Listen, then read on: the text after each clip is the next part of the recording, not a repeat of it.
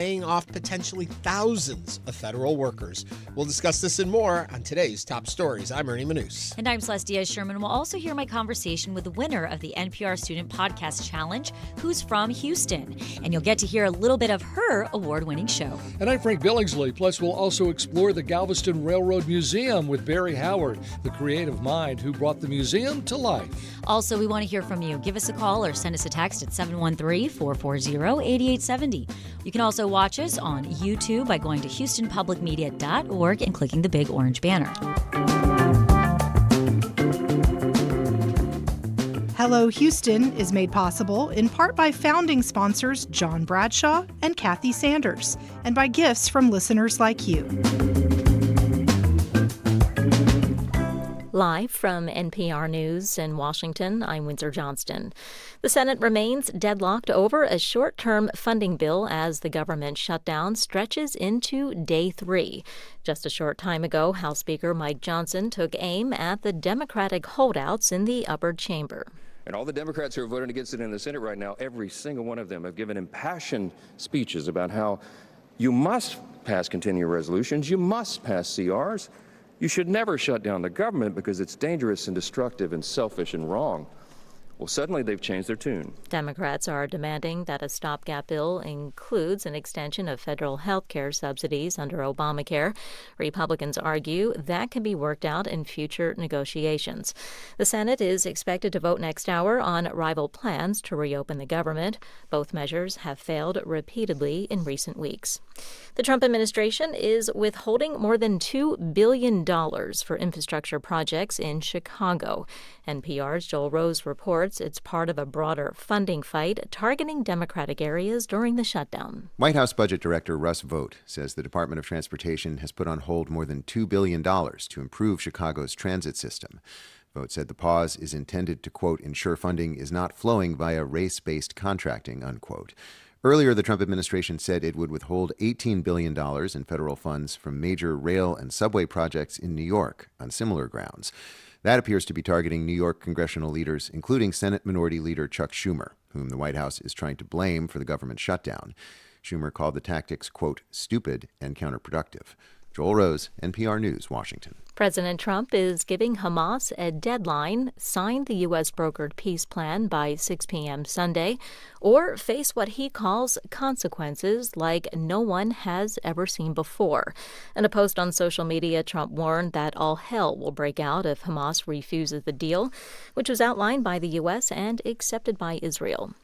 Flights were briefly suspended at Munich Airport in Germany after drone sightings last night. NPR's Rob Schmitz reports. The airport said in a statement that at least 17 flights were grounded overnight, impacting 3,000 passengers, while airport officials diverted 15 additional flights to other airports in the region. The airport reopened at 5 in the morning local time when arrivals and departures were again deemed safe. Munich is not alone. Last week, several airports in Denmark were forced to close for the same reason. Denmark later banned all civil drones as it hosted a summit of European leaders to discuss support for Ukraine as well as a potential drone wall initiative, a layered network of interception systems. Europe has been on alert due to a string of sightings and incursions by Russian drones into NATO airspace. Rob Schmitz, NPR News, Berlin. This is NPR News in Washington. Live from News 88.7 in Houston, I'm Alexandra Hart. The Houston Police Department issued more than 500 citations to homeless people in the 2 months since City Council approved new rules cracking down on their presence in downtown and in East Downtown. It's part of Mayor John Whitmire's effort to get homeless people off the street, and it's the highest rate of citations to homeless people since he took office last year. The typical fine was about $200, and at least 24 people spent time in jail. Hannah Leibowitz with UT Arlington's Institute of Urban Studies researched those type of city ordinances and found they don't reduce homeless populations. The fact that they might be fined, the fact that they might be arrested, the fact that they might have any kind of interaction with the criminal justice system doesn't in any way help them manage their homelessness. Mayor John Whitmire's office and HPD did not comment on the trend. As a shutdown of the federal government enters its third day, a memo sent this week by NASA's chief financial officer suggests that the agency has furloughed more than 80% of its civil service workforce. News 88.7's Sarah Gruno has more. The furlough plan targets more than 15,000 employees of the space agency. It also affects 2,317 employees of the Houston-based branch, Johnson Space Center, about 70% of their total workforce. NASA employees who are furloughed will receive back pay at the end of the federal government shutdown and furlough plan. Space Center Houston, the visitor center of the Johnson Space Center, will remain open to guests throughout the shutdown. While specialty tours that include access to the Space Center will be temporarily paused, public tours to the center will continue. The memo sent to NASA's Office of Management and Budget details a short-term plan to address a temporary shutdown of operations. In the event of a lapse in funding, the International Space Station and Artemis program developments will continue. I'm Sarah Gruno, News 88.7. It's 82 degrees on the University of Houston campus. Today's high is 89. I'm Alexandra Hart, News 88.7.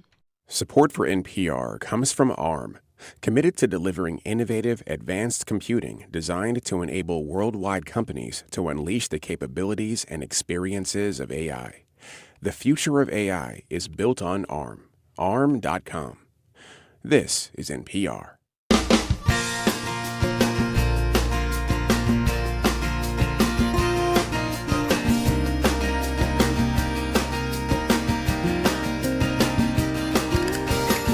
Live from the University of Houston, it's Hello Houston, an open forum on today's biggest stories affecting Houston and beyond. Call now, 713-440-8870, or let us know your thoughts on today's topics by emailing us at talk@hellohouston.org. Now here's your host for Hello Houston, Ernie Manouse, Celeste Díaz Schurman, and Frank Billingsley. Happy Friday. Happy Friday indeed. You start off by saying, oh my God, they responded. And then our mics go live. And I'm like, who responded? Yes. But we have a lot going on today. Tell us. I can't tell you. It's dangling out there. It is dangling out there. Anyway, yes, it is the weekend. We made it to the weekend. Can you believe it? This seemed like a very long week, but I think I say that every week. They all seem long now. But we're in October, so I'm happy. We're firmly in fall. It's ready for all the greatest holidays. It's going to be a nice weekend. I'll just get the weather out of the way. A little warm, maybe around 90, 91. But chances of rain are very slim and mostly coastal. We have more of an easterly wind. And, it's turning the water a bit blue down in Galveston. When you get an east and northeast wind, it tends to help move the water, the silty water out of the way, so the clear water can come up to the top. So we like an east wind. That sounds like it's going to be really nice. You know what I'm going to ask? It's Greek Fest weekend. It's an outdoor event. You're good. Good? No yeah. rain? Okay, good. And man, that baklava the other day that they brought to us, yummy. So delicious. I know. So good. Greek food is by far the best food. Yes. And on it's behalf healthy. of all my people, thank you, Frank. I feel like we're constantly seeing the importance of a Mediterranean diet. Yeah. The olive oil, a lot of fish, grains, good stuff. So. But I'm not a dietitian. Right. We're fortunate enough to live in this city where we get to have this influx of different cultures, cuisines. And on the show, we've been able to sample a bit of different groups. Earlier this week, we were enjoying Tex-Mex and Mexican food brought to us from Doña Maria. We had Greek food. There's a rich culture of food out there, and we are so lucky. Could you imagine living in a city where you only had access to one or two types of food? I would say as Houstonians, we're almost spoiled. Because of the level and the type of cuisine that you can get for the price. I mean, you can pretty much find every level of price point and budget to be able to get really great Greek food or really great Mexican food or Chinese food or Vietnamese. You can hit almost, if you want something really fancy, you can find it. But if you want something more budget friendly, you can also find it. On all genres. It's amazing how Indian food can be very expensive. Yes. Asian food can be very expensive. So, I remember when you kind of went to the ethnic foods because they were delicious and cheap. Yeah. They're still delicious, but they take pride in their cooking. And, 1,000%. and I think it probably is better than it used to be. And so, some of it's so good. Speaking of Indian food, I'll tell you my biggest disappointment. Not my biggest. I've had other bigger disappointments. But coming out after the pandemic, the lack of the Indian buffets they had. Because for me, I don't know enough about the cuisine. So I like a buffet of a cuisine I don't know, because then I can sample and taste and find the things I like and don't like. And over in, where was it, over by Harwin and stuff, they used to have all of those Indian. Now, a lot of those restaurants are still there, but they're now menu. And it's like, I know, but I don't know what I'm ordering. So I'm looking for a good. If anyone knows, I do. Post in our YouTube. Bombay Brasserie, Noreen's. And they still have a buffet? Yep, they still have a buffet. Good to Lunch know. And then a brunch also. Yum, yum, yum. Yeah, try it. Bombay Sweets is where I used to go all the time. And my mom even liked it. She doesn't like anything spicy, and she's very particular in her food. But boy, she always enjoyed that. Maybe it was the sweets in the title. A lot of butter in Indian food. Yeah. In fact, I think we Americanize a lot of these foods with butter and cream that maybe if you were actually in the country, you don't quite get. Yeah. But I've never been to India. Have you ever been to India? No. I haven't either. I have friends that have, and they loved it. Yeah. But I will say, you get a whole lot, not just of nourishment from the food, you get nourishment from our NPR station right here. And we've got a lot going on today. In a little bit, Celeste is going to talk with the winner of the NPR Student Podcast Challenge. And, there's a lot more to still come on today. And, we always talk about seeing us on YouTube, our YouTube channel. Yes. And we have this comment from Arclean, Arclein. Imagine trying to find a job while homeless, but getting rejected because a background check says you got arrested for being homeless. And I don't know why they're saying that to me, but if you are really having a problem, we were talking yesterday. Yes. We talked about homelessness yesterday. About that. So we can hook you up if you're really having a problem with that. So I just wanted to. Most of the comments are like, "Quit talking about food," or "Thank God it's lunch." Who said quit talking about food? We can always talk about food. But I was trying to move us on. I was trying to say there's a lot to cover today, and Celeste always likes to start us off with our headline. So, Celeste, take it away. The 2025 federal government shutdown continues with no signs of an imminent resolution as Republicans and Democrats traded accusations of who is to blame for the funding lapse. President Trump said he would be meeting with Russ Vought, the head of the Office of Management and Budget, to see which programs Vought recommends to be cut. The White House moved to pause or cancel billions in funding for projects in blue states on Wednesday, ramping up pressure on Democrats. Locally, a memo from NASA's chief financial officer this week suggests the agency has furloughed more than 80% of its civil service workforce following a Wednesday shutdown of the federal government. The Johnson Space Center employees included in the furlough cover about 73% of the total Houston-based workforce. What do you think of the president using the shutdown to possibly eliminate some jobs for good? Is this part of a bigger plan or just a threat to get the shutdown to end? Now is the time to join us on Hello Houston. You can give us a call or send us a text, 713-440-8870. Or could it be both? You shut down a bunch of agencies, and then the Democrats fold and say, okay, we'll do what you want us to do if you'll stop shutting down the agencies, and then the administration says, well, we've already shut them down, but yeah, thank you for coming to the table. Mm-hmm. And so they get it all. I don't. It's what they've done to New York City, billions, like $18 billion that were canceled for the tunnel system. Mm-hmm. It's using money for leverage is probably the easiest thing we do. I mean, we do it as parents. If you don't cut the yard, you're not getting your $10. That's right. Money talks, right? But to do it to the American people, and people who have jobs and loyalists to the government who've been our federal workers, those NASA folks, they put Houston on the map. Mm-hmm. And I've been to luncheons where you probably have too, where you've spoken, and I've been with octogenarians who, this guy created the space helmet, and this guy the space boots, and this guy the space gloves. And you're going, oh my God, everyone here is 10 times smarter than even me at my weakest moments. Mm-hmm. And they're brilliant down there. And to just act like any of these people that work for our government should be praised for doing so. My problem, and this goes back, we had a conversation a few days ago about the Hegseth and the president speaking before generals and admirals, and it's kind of falls in the same line for me still, is the way in which we talk about things today. And it's a constant disappointment to me. And not that I don't think there's place for cuts, not that I don't think there's bloat in the government, but the videos that are coming out from the White House of the sheer glee or the comical nature they're talking about these firing of people and cuts, you may not agree a department is needed. You may think that there's too many people, or it's overpaid, or it's not doing the work it should. But having little sing-songs and little AI-generated videos about we're coming to get you, it just seems cold. And I don't know, maybe I'm getting old and I'm looking for a world where people are a little warmer and a little kinder to each other. You can have disagreements, please. That's what we're all about, sharing our different opinions and thoughts.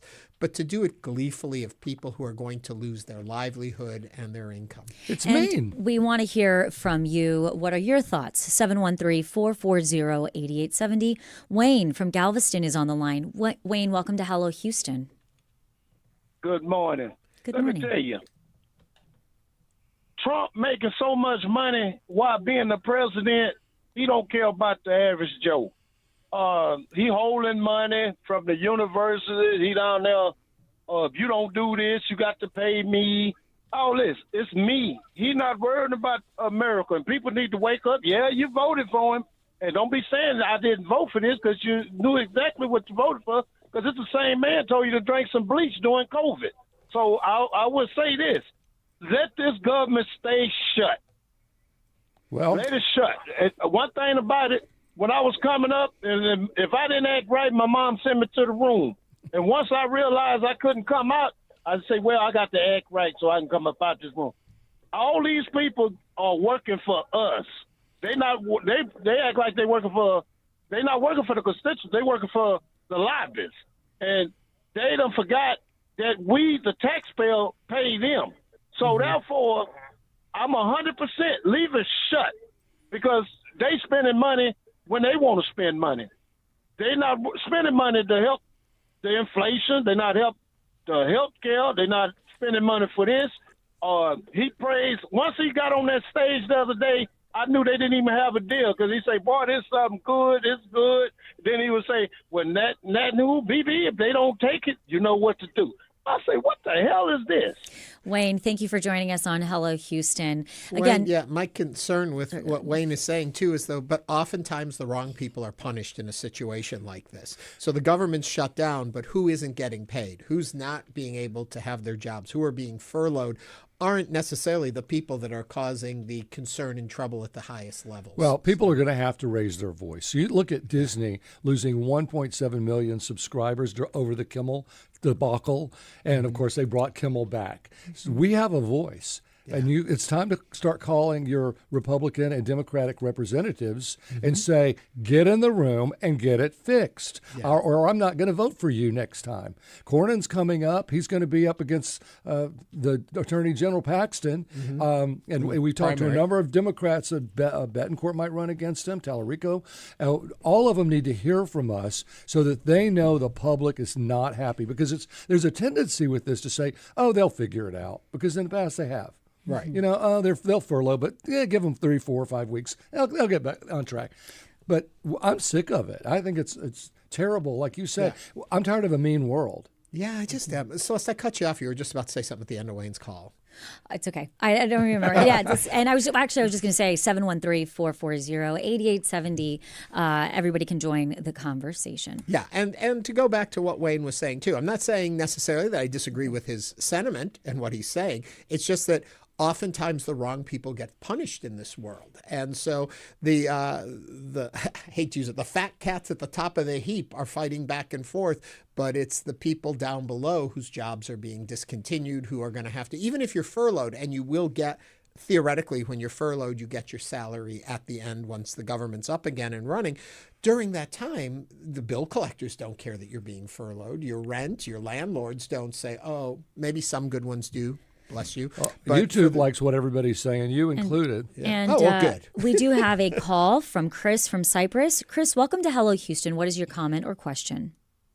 Hi. I believe it was all deliberate. And with the shutdown, I think he already had the target selected.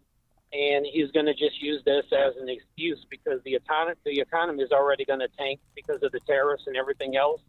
And with inflation, I mean, he's already made a train wreck. Now he can use this as an excuse, using the government shutdown to get him off the hook.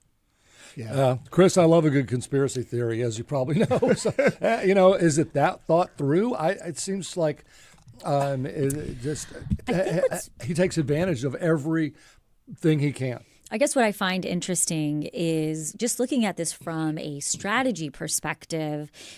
Republicans have the majority. And when we look at this, in the past, lengthy government shutdowns have usually been seen as politically kind of dangerous in regards to people will look at who is in the majority and try to understand what's going on. It's why the pendulum always swings back. And even Ted Cruz knows that. And that's why he came out and said, this freedom of speech and what we're doing here, this is going to go back to the Democrats at some point. It just always does. I want to remind everyone, yesterday we had Representative Sylvia Garcia, Democrat, on the show. This morning on on Houston Matters, they had Dan Crenshaw, Republican. So if you want to get the two different sides of what folks think, go over to our YouTube channel. We archive all of these interviews. So you have both the Democratic response and the Republican response to the shutdown. Remember, they're both members of the House. The House already passed on the continuing resolution. It's in the Senate right now, and they are the ones who have to take the next vote, and they've got to get 60 senators. Crenshaw, if I am paraphrasing him correctly, seems to think they'll get there. They're starting to make headway with some Democrats who want to see this come to an end. And again, 713-440-8870. Guillermo from Montrose is on the line. Guillermo, welcome to Hello Houston. What is your comment or question? Hi, yes. I would just like to comment on just the incompetency of the president. I mean, I heard earlier that you said that he was cutting jobs and funding from blue states. And it just goes to show, it reminds me that earlier this year in January, the president, he withheld funding from the California fires. Like, he just politicizes funding in the money book a lot. Earlier this week, I think, we sent $20 billion to Argentina. And we're basically bailing them out, right? And then Argentina goes on and makes a deal with China, blocking our deal with them for soybeans. It just goes to show the incompetency of this presidency. It's just, I think it's a lack of leadership, like what Trump said in 2013. Like when a government shutdown happens, the only person to blame is the presidency. Like you were saying earlier, he has a majority in both the House, the Senate, and of course he's president. So I mean, you can't really blame Democrats for this. A fun thing about that is also there is a clip going around of Donald Trump saying that the person to blame when there's a shutdown in the government is the president. Yeah, he was saying that Obama can't get people in the room to make a deal because he's not good at that. But if you have a deal maker like Trump, he can get people in the room, make a deal. He doesn't care about making a deal on this because he's holding all the cards. If we had a Democratic Congress and a Republican Senate, I think it would be a little different approach. Yeah. Guillermo, thank you for your comments. And again, 713-440-8870. We know you all have thoughts. And Drew from Montrose is on the line. Drew, what are your thoughts on this situation? Oh, hello. Yeah, I just came in when I heard Wayne, I think, talking about how we should really just keep the government shut down. And I think I wanted to kind of piggyback off of that because I understand the sentiment. Like, you're looking at the situation, it looks like both sides are complicit in that, just keeping it all shut and whatnot would really teach them a lesson. But I guess I wanted to advocate for more of a pragmatic or more of an active approach. Recommend that people get involved at a local level, try and do like grassroots organizing, perhaps join some local organizations, campaign for a local politician. I think now is the time that, especially when the government is shut down, it's really up to us to take matters into our own hands. We should make those phone calls. Yeah, that's Drew, for sure. Thank you very much for those thoughts. It's interesting. You often hear that kind of a sentiment coming around about, the government, it's broken, shut down. We don't need. Actually, when you really think about all of the things that the government is in charge in doing in our lives, you realize just how important it is to have it functioning, but having it functionally correctly. And so it's easy to take the sentiment, just keep it shut down for a while. But we really do need it to keep our society running correctly, but it's got to be fixed. You know? Yes. I mean, my thought is we elect these people to be representing us and having these discussions that are extremely important. I mean, it's basic. It's our budget. These things should be top priority. So to shut it down on both sides of it all, to me, is unacceptable from the left and the right. You know, it's like, come on. And to hear both points of view, you can check us out on our YouTube. Both Sylvia Garcia and Dan Crenshaw, both of them have given time to come on the station here. So give that a listen. Again, 713-440-8870. Hakeem from Houston is on the line. Hakeem, welcome to Hello Houston. What is your comment or question? And Hakeem is no longer on the line. He dropped.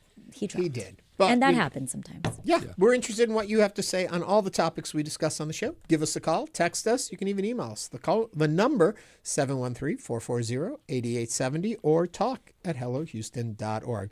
Okay, you ready for some days? Today is National Boyfriend Day. I've had a few of those. And do you know why it's National Boyfriend Day? It goes back to the movie Mean Girls, where that's a quote from the movie. On October 3rd, it's National Boyfriend Day. I don't know why they picked October 3rd, but here we are. Celebrate your boyfriend today. Aww. Is there a Bro-Friend Day? Bro-Friend Day. No, but we should pick a date and make it. You know what? I could make these days anything I want. Okay. Do you know what else happened today? Oh, I can't even imagine. Way to bury the lead. Someone had a 14th anniversary. On Wednesday, I did. I saw the roses. 1st. I couldn't even get into your office. So there were so many roses from your husband. It was like, Or maybe it was my boyfriend. Or maybe it was. I went in your Except office. I read the card, so I know it wasn't. I went in your office and I thought, who died? Anyway, we are burying the lead, as Celeste just said. What is it, Celeste? What is the lead here? Taylor Swift's new album. Who? Do you know this? That one never artist you heard never of heard? her. Yes, the Showgirls. What is it? What is the title? Showgirls. What's a showgirl? Life of a Showgirl? Life of a Showgirl. Dear There you Lord. go. There we go. Yes. Oh, and congrats on 14 years. Thank you. I got that. Yeah. Jim, our producer, wrote in, less days, more Taylor. Yes. Okay. We all listened to it. Thoughts? Pop gummy. Did you like it? Bubble gummy pop music. Not really the depth I was looking for. Well, how can I say that? I love Eurovision songs. So it's right up my line. You know, it was Life of a Showgirl. It was very on brand for Taylor Swift. And I don't know if when I say on brand, what I mean by that is it kind of has the same message of, you know, a little bit of woe is me. I get tossed by the end of it. One of the lyrics that I was listening to said, "What do you get a woman who has everything and nothing at all?" Therapy. You're a billionaire, Taylor Swift. You're a billionaire. I know. She's every girl. Isn't it always about a breakup? Weren't all of her A little early bit. songs, so, you know, I'm breaking up, we're never getting back together again, and whatever, you treated me wrong. And another lyric, they ripped me off like my false lashes, and then they threw me away. See, T. it's about Swift. relationships. You poor So billionaire. this is going to set the social media world on fire when I ask this question. But remember, we're all about learning here, okay? And I want to learn more. Oh, Lord, what's your question? My question is, I remember Taylor Swift coming up as a country artist, got a little fire, and then kind of became and forgotten about. Then the pandemic happens, and then all of a sudden, she's like the biggest thing in the world. What was the shift that made her this huge mega star? What happened? Everybody kind of turned on her. She kind of got canceled a little bit during that shift. Well, she released that documentary, Miss Americana, I think it was, or Miss America or something. And I watched it, and it was so great. And it basically was her talking about like who she really was and her practice of how she writes and gets her inspiration. And so we really saw her as, I would say, almost more of her human side and as an artist, and less of kind of this poppy country music star. For me, I would say that was my big But was shift. there a pivotal album that shifted it? What was the moment that she went kind of from being this country artist to all of a sudden, because obviously I know who she is, and obviously I've seen the mega stadium tours and all of this stuff, and I know she rules the world now. I'm just curious. She also had a couple of major lawsuits lawsuits where she spoke out against a major producer who she basically said, right, she recorded all her albums, and there was that. And then also she really became outspoken about being almost, sexually harassed by a radio DJ, and it became very public. And she even had the image of where I believe he, touched her inappropriately on her bottom. And so I feel like Taylor Swift has gone through an evolution. She was very young, but she's kind of stayed true to her music. Still very young, which is what's so fascinating to me. She's a musical genius. She was writing her and first a marketing hits genius. Yeah, at 14 years old. I mean, she really is something. I think most people like her because she's just sort of squeaky clean. Yeah, well, it's kind of nice. Not this album. This is not squeaky clean. No, there's definitely some, and I don't know if people are in their car with their children, so I don't want to say any more lyrics, but I would definitely say that there were a couple of songs that I thought were inappropriate. And as a mom who has a daughter who wears all of her Swiftie bracelets and, has the coloring book and the sticker book, I was listening to some of the album and I was like, I don't know. I don't know how I feel about this. I'm getting informed. Fearless, released November 11th, 2008 was the turning point. So, yes, I am. Now, listen, if you want to sit there and judge me about my knowledge of Taylor Swift, just remember, I can tell you anything you need to know about Sarah Dawn Finer or Alcazar, people you've never heard of. Oh, so I'm just wait, saying. This is also really, really good point. Okay, and I know that there are some Swifties out there that could totally school us about Taylor Swift history. But Alex Garza says one of the many moments that shift was happening was the MTV Kanye moment. Yeah, when he tried to take her award away. When he took her award away. Yeah, that was. People kind of sided with her. But by squeaky clean, I do mean morally. I think that she is a good, upstanding person. Yeah. I don't know anything about her lyrics. She hasn't had any major scandals like a sex tape or anything like that. I would like to let you all know my producer did lead me astray. It was Love Story came out in 2008. Fearless came out in 2010. Just want to clarify that. You know who we really should have in this conversation? Taylor. Is Jim Kovacic. He knows all of this. He's stuff. a true Swiftie, apparently. He's like giving us all the notes on here. But speaking of notes and very interesting stories coming up on Hello Houston, I will talk with the winner of the NPR Student Podcast Challenge. Actually, I did already speak to her. She's from Houston. It's an amazing story, and you're going to get to hear a little bit of that award-winning podcast. This is News 88.7. Stay with us.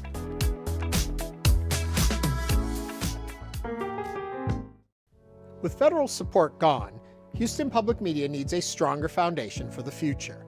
The Houston Public Media Resiliency Fund is our response to ensure this service remains strong, stable, and community-powered. Your gift today helps us stay on the air tomorrow and the day after that. Give now to the Resiliency Fund at houstonpublicmedia.org/donate or call 800-364-8300. Are trying to make the best of a federal shutdown. The GOP sees an opportunity to place the blame on Democrats and to further their party's agenda, while Democrats see a chance to reshape their image as effective opposition to President Trump. I'm David Green. Hope you'll join Moa Lathy, Mike Dupke, and me for the next Left, Right, and Center.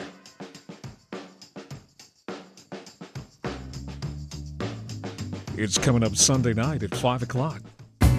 So a few years ago, my daughter was home for the summer from college, and I learned that one of the things on her bucket list is that she wants to go skydiving one day. And I thought, wow, that makes one of us weirdo, because I have a big fear of heights. I'm uncomfortable on a ladder, let alone like walking off of an airplane voluntarily.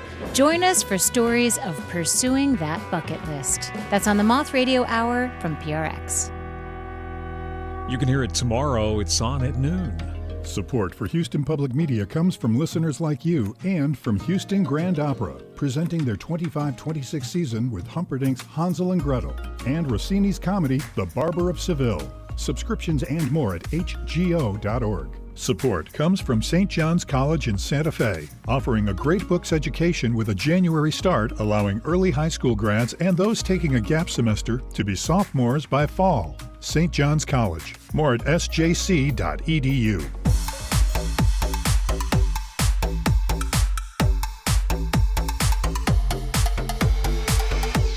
And now back to Hello Houston. To comment on any of today's topics, call 713-440-8870 or email us at talk@hellohouston.org.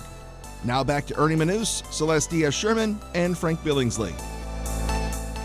For the 7th year, NPR had its Student Podcast Challenge and received nearly 2,000 entries from 45 states and the District of Columbia.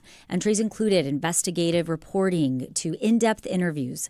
Thousands of young people turned their thoughts and ideas into audio, and NPR's judges selected from them the best student podcast in America. And this year's winner is from Houston. Avani Yaltho's podcast, and she's a senior at St. Agnes High School. And I sat down with Avani and Janet Wujong Lee, who is the coordinator of the NPR Student Podcast, to talk a little bit about what this year's NPR Student Podcast Challenge was all about. For the last 7 years, NPR has hosted the Student Podcast Challenge, a competition that allows students from elementary school through college to showcase their audio production skills and talk about the topics, obsessions, concerns, and stories that shape their lives.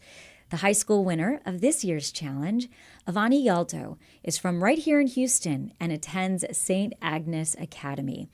Her podcast, The Things We Buried, discusses the sense of loss that comes with losing a version of home when she visited her grandparents' village in Kerala, India.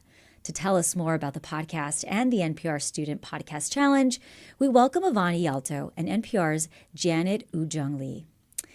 Avani, Janet, both of you, welcome to Hello Houston. Thank you. Thank you for having us. Absolutely. So, Janet, I want you to tell us more about the NPR Student Podcast Challenge. I mean, how many submissions are you all looking through? Yeah, well, you're going to be surprised to hear this. But so every year we get roughly 2,000 entries from students all around the country. In the past 7 years, all 50 states, DC and Puerto Rico, so truly everywhere. And each year our NPR Ed team kind of goes through each and every single one of them. We narrow it down to our 10 finalists and move it up to our panel of star judges, this year including host Rachel Martin. And Avani's is the one grand prize winner from the high school category. Wow. And Avani, so I want to know, obviously, what inspired your theme and your topic for your podcast, but I'm also really interested in understanding how you produced it. Okay, yeah. So for my podcast, I decided to interview my grandparents because I realized grandparents have a lot of stories that go untold.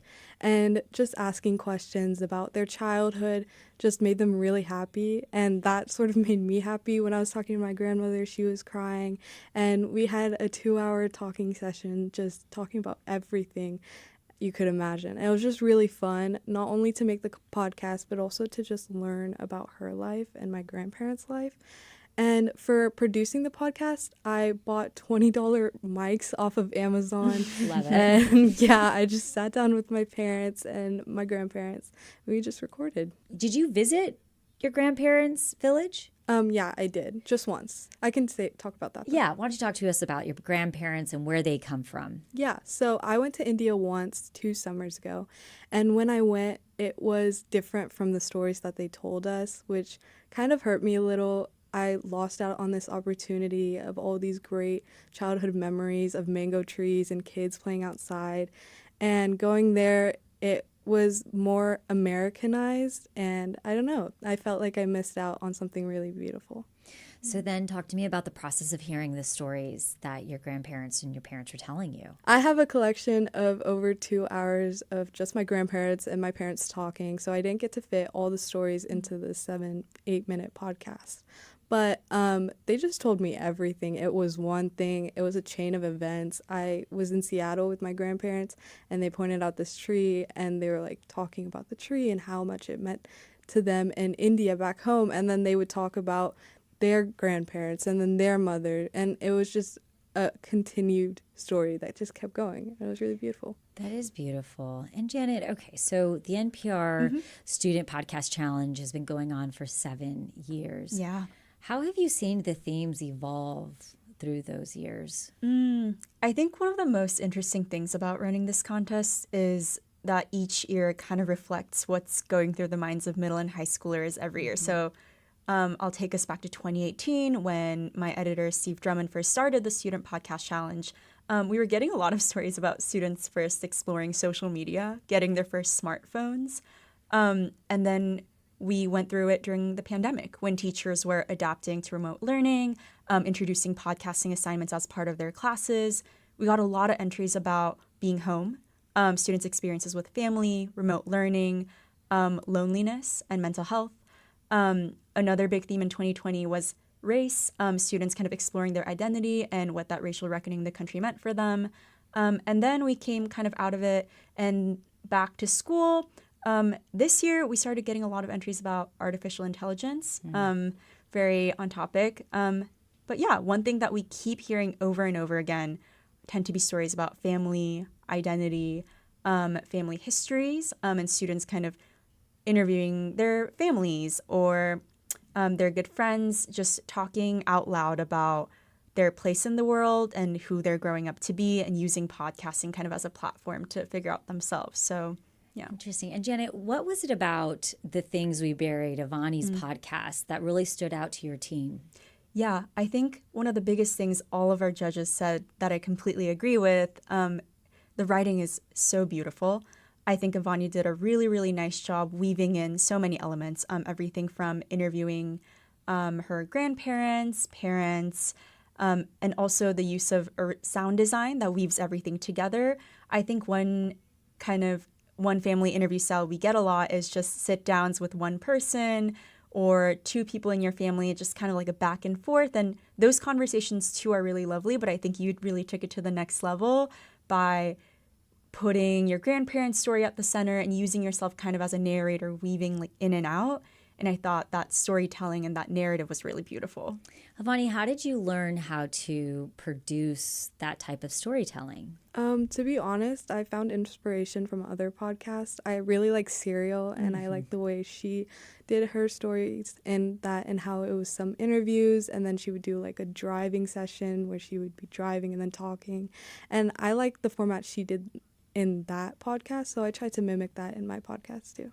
Did you already know how to edit audio and things like that? No, that was completely new. This is the first time I've ever made a podcast. I knew I wanted to make a podcast, but yeah, this was the first time I've ever actually done it. So how did you teach yourself? What was that process like? Because not only are you telling a story, but you're also learning skills of how to put a podcast together. Yeah, I had to teach myself. I watched a lot of YouTube videos to try to figure it out. It was a little difficult at first, but once I figured it out, it became easier. Janet, why do you think it's so important to be providing and giving students a platform for producing long-form audio stories? Yeah, I think it goes all the way back to how the Student Podcast Challenge started. It actually started as part of our education team covering education for our national network to expand opportunities to hear directly from students. We feel like we were reporting these stories, hearing from teachers, educators, and it was like, where are the students? And I find it so rewarding that it allows students to explore whatever topic they're interested in. It also gives them the opportunity to write in their own voices and think critically while they're doing that. And also just, I think it's a really good skill. You learn how to talk to other people, have a good understanding of what you sound like or what you want to sound like and how to write in that way. And being able to package everything together. A lot of students like Avani have never done this before and submit to our contests. A lot of teachers would just assign it out of the blue, and they're kind of like, I've never done this before. And they fall in love with it by having that opportunity. And even if it doesn't shape in the form as narrative podcasting, I think it takes them really far in any forms of writing and storytelling. And Avani, what do you hope to accomplish in these next couple of years? Do you want to put out another podcast? What is next for you? In the next couple of years, I definitely, if I come across a story like my grandparents or someone I want to share, I'll definitely try and put out another podcast. Maybe not this is my last year doing the NPR Podcast Challenge, but yeah, I'd definitely be interested in doing that. Was there anything that really stood out to you during the process, Avani, that you were surprised by? Maybe my grandparents and how touched or how emotional they were over someone actually listening to their stories, which I thought was kind of crazy because it's just a story. But when you really think about it, this is like their whole life, and no one really asks questions about these stuff. So, yeah. Now let's hear a portion of The Things We Buried. In my grandparents' childhood, land wasn't just land. It was home. It was community. It was family. In the village that I grew up, all our neighbors were extended family. The children were raised by the entire village. When we came back from school, we throw our books away and then go into the streets.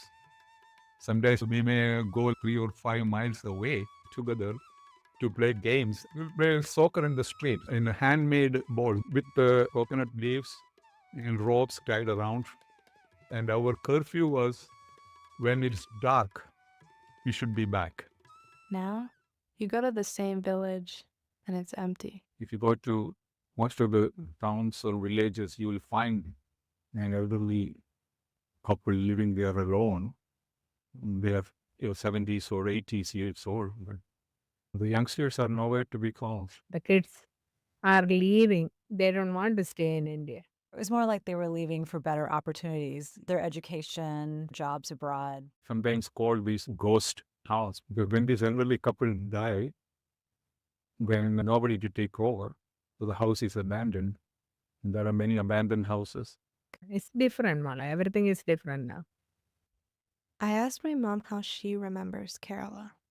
We were immigrant children who were struggling to fit in to suburban Texas, so going back to Kerala for the whole summer felt like we were moving socially backwards at the time. We felt like we were missing out on months of all the stuff happening in the U.S., the new Madonna song or the big summer movie blockbuster. And so as kids, we really underestimated what we were gaining on those trips back to Kerala. It was this completely different world. The sounds, the smells, the colors, everything was louder and more vibrant and alive. We were playing in the streets and splashing in the rivers with the kids there. We'd walk through the rice paddies with our grandfather picking papaya and listen to our grandmother's stories, and the women in the villages they'd come by to gossip. What we didn't realize is that maybe more than any other time in our lives, that time there was when we felt so connected to everything, to the land, to our families, in a way that we never could or we didn't in our neighborhoods back home. You just heard a portion of The Things We Buried, produced by Avani Yaltho. Avani Yaltho is a student at St. Agnes Academy right here in Houston, Texas, and the high school winner of this year's NPR Student Podcast Challenge. And Janet Ujong Lee is a producer for NPR and a coordinator for the challenge. You can listen to Avani's podcast on npr.org or any of the podcast platforms. Avani and Janet, thank you both for joining us today on Hello Houston, and congratulations, Avani. Thank you. Congratulations. Thank you. Thank you. Coming up, the Galveston Railroad Museum designer is going to join us, and we're going to have a great conversation. Stay with us as Hello Houston continues.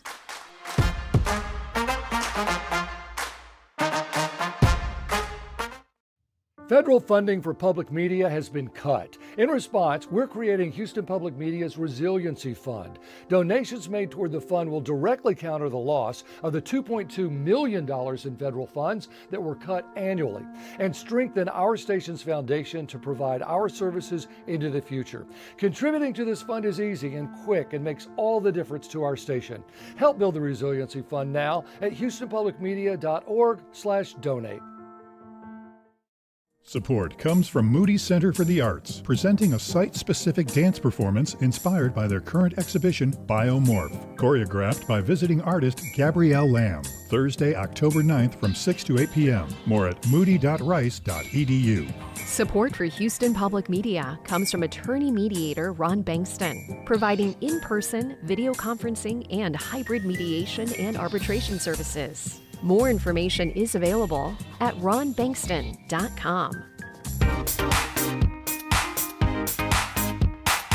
And now back to Hello Houston. To share your thoughts on any of today's topics, call 713-440-8870 or email us at talk@hellohouston.org. Now here's Ernie Manouse, Celeste Díaz Schurman, and Frank Billingsley. We're back. Have either of you ever been to the Galveston Railroad Museum? I have not. Nope. It's that Sherm Moody Art Deco building at the end of the Strand. Oh, Very yeah. cool. Yeah, that's where the Railroad Museum is. Behind there's all kinds of cars, lots to see. And guess what? What? We have the guy on right now who was the creative mind behind the museum, Barry Howard. Tomorrow, Barry's going to be honored at the 4th Annual Rail Barons Ball for his contributions to the museum. So let's find out what those are. Hi, Barry. Welcome to Hello Houston. Nice to be here. Well, I see you're right there on a rail car itself. If people want to join the conversation, I want to remind them 713-440-8870. Tell me where you are and the significance of that particular rail car. Well, like all rail cars, they're multi-purposes sometimes. This is kind of like a drawing room. I understand Jackie Gleason owned that rail car. Say again? I understand Jackie Gleason owned that rail car. Yes, so I understand that's the case. Yeah, he was afraid to fly, so he would get everybody on board a train going back and forth from Miami to New York. Yes. Indeed. So tell us about your role in designing the Galveston Railroad Museum. Well, I had the privilege of meeting a gentleman named Ed Protz, who represented the Moody Foundation in the rehabilitation of the old Santa Fe terminal here in Galveston. And the notion of having a railroad museum was born back there in the 1970s. And it was a privilege to work with Ed and to configure a long-term museum about the railroading and commerce on the island of Galveston. And it was a very, very informative experience. And I'm delighted to be back after 40 odd years from the day we began. Do you have to love a subject to create in a sense, a museum, an exhibition of it? Or can you walk into anything and find the right way to present it? Does that love have to be there? Well, both things are true. I think I've never done a project over 60 years that I wasn't personally involved with in one way or another and had respect for. And the other thing is, as a professional, I want people to come away with the kind of experience that I had in learning the material myself.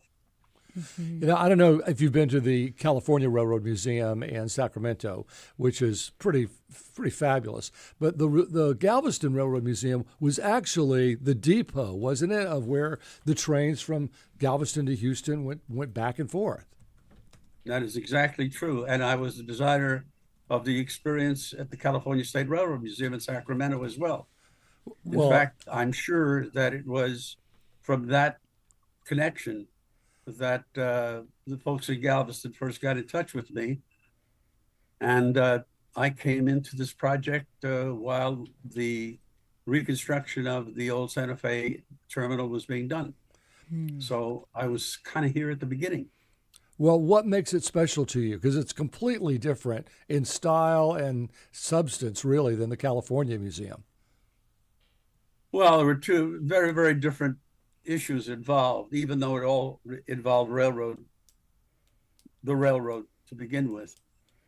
In the case of the California State Railroad Museum, a group of rail fans known as the Northern California chapter of the Railway and Locomotive Historical Society had been collecting late 19th century and early 20th century rolling stock and storing it in the hopes of having a museum one day, which was the western terminus of the Transcontinental Railroad.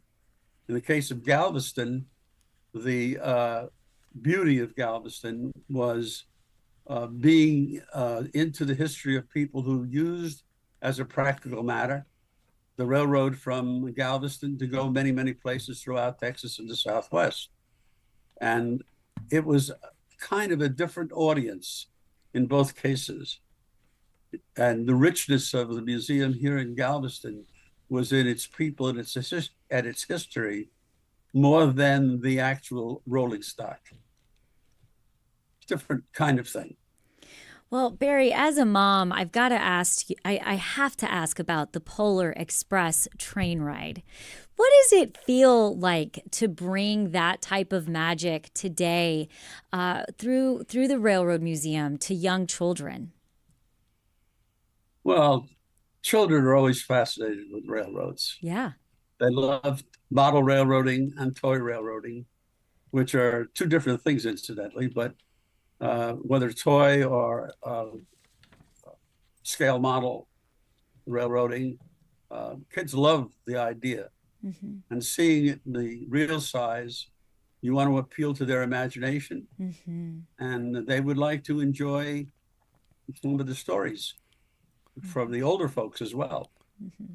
Yeah, So in Galveston, there's a great history of this island that comes through when you talk about early railroading. Yeah, I think the child in us still loves railroad museums Oh, totally. and trains. They like take you off somewhere. It's fascinating. Yeah. Yeah. Do you find when designing and pulling together a museum of this type, are you working with simply what you have available to you and therefore you present it to the audience and what you have access to? Or was there a lot of editing down to what it should be and that you had a bunch of wealth when it came to what you could have put out there? An embarrassment of riches, I guess, is the term I was looking for. Well, basically, if you want the experience to have meaning and to be retained by the audience, it's really storytelling. Mm-hmm.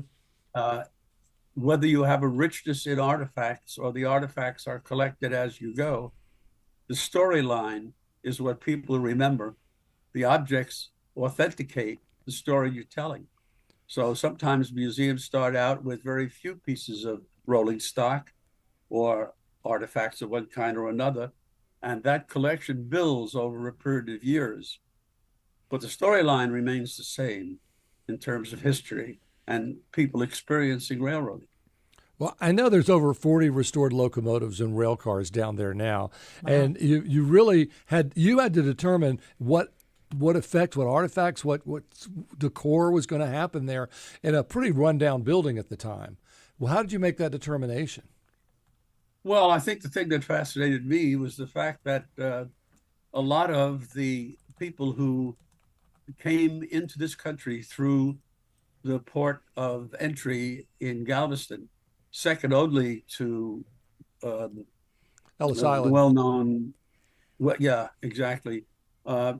These folks came into the city on the island of Galveston and were dispersed throughout Texas and the Southwest through the use of railroads. So the storyline is about the people. The artifacts eventually, as I say, identify with and define how they got there. Now, talking about the rolling stock is a storyline in itself, whether it comes to the size of a drive wheel, the power of steam locomotives, the transition to diesel. All of these storylines are good for people who are rail fans, but the average people who come into the museum learn more about their ancestors and the people who lived in Galveston. And that's what we started with. Nice. Thank you for joining us, Barry. I'll see you tomorrow evening at the Rail Barons Gala. And if you would like to actually sleep in the Jackie Gleason train, you can. It's on VRBO. Oh, that's amazing. really? Yeah. Very fun. Coming up, we're going to continue. Oh, yeah. Coming up, we're going to continue diving into today's top stories. Stay with us for the second hour of Hello Houston.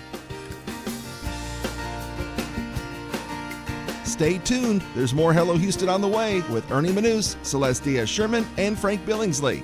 For the latest in local news, subscribe to the Hello Houston daily newsletter at HoustonPublicMedia.org. Hello Houston is a production of Houston Public Media. The opinions expressed by the guests of this program are solely their own and do not represent the views of management, staff, or underwriters of Houston Public Media. This is News 88.7.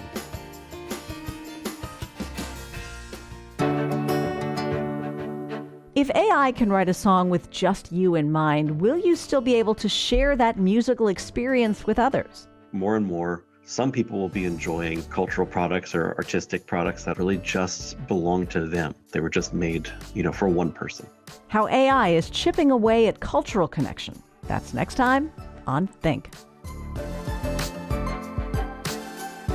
You can listen to Think coming up tonight at 10 o'clock. Support comes from Houston Grand Opera, presenting for the first time in company history Puccini's trio of one-act operas. Il Tridico, featuring one of opera's most famous songs, O mio babbino caro. Tickets available at hgo.org. Nice sunny day today. We'll get up to around 92. Mostly clear tonight, a low 72. Right now it's 85.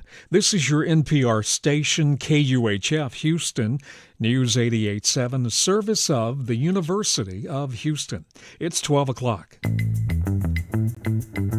Just ahead on this hour of Hello Houston, a new report has found that many Houston residents are still feeling the impact of Hurricane Beryl even more than a year after the storm hit. We'll discuss this and more on today's Top Stories. I'm Frank Billingsley.